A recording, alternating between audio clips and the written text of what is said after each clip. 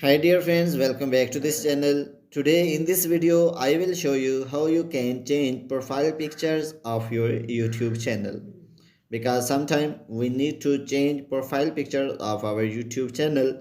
So in this video, I will show you how you can change it very easily.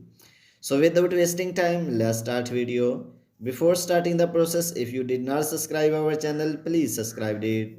So firstly, you need to update your YouTube applications and go to Play Store and then update your YouTube applications. So after updating, open your YouTube applications and here you will see profile icon at the bottom right corner. Click on it and then you will see profile icon and view channels. Click on it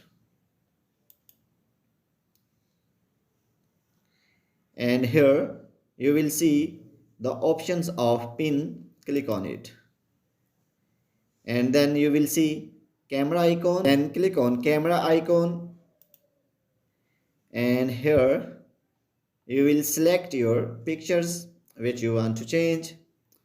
For example, I want to change these pictures, so after cropping, click on save as profile pictures.